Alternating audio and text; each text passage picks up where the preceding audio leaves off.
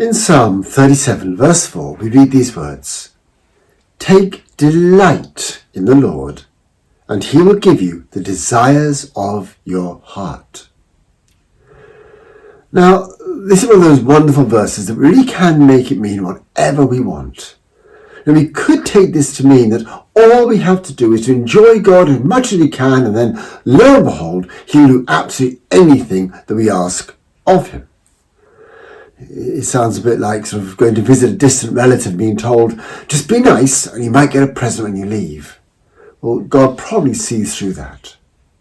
So what is this verse saying?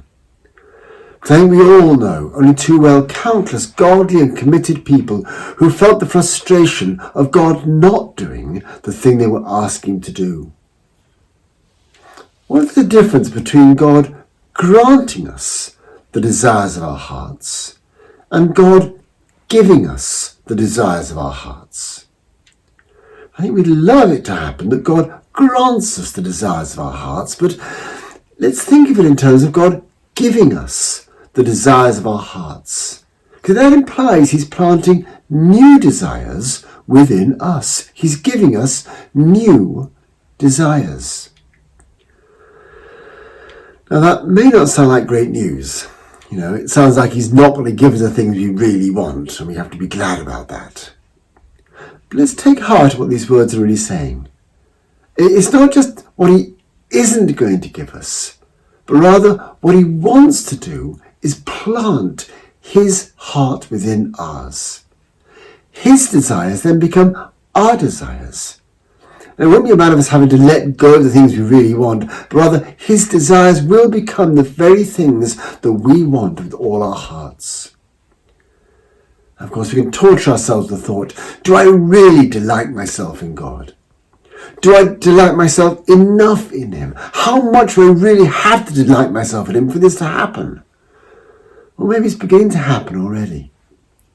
It strikes me you've come to this place. You've chosen to be with him. Many of you do it time and time again. And what we're doing is to create the space for you to meet with him, for you to delight in him. In other words, you're spending your time seeking his love and presence. I think that is delighting in him. You are doing that already. So I wonder, what's he doing within you? What are the desires he's planting within you? And it might be good just for a moment to see beyond maybe that desire for £1 million that would help everybody. But are you desiring to be transformed by him? Are there dreams of how you could use what's in you to be a light for others? Is there a heart within you to know him more? And maybe these are the desires he's planting within you. And if these desires actually stem from him, how much more confident can we be in our prayers that he would bring those things about? So I take a moment to sit quietly and ponder, what are the desires of your heart? What are your dreams before God? And then give thanks for them and begin to see them as what he wants for you as well.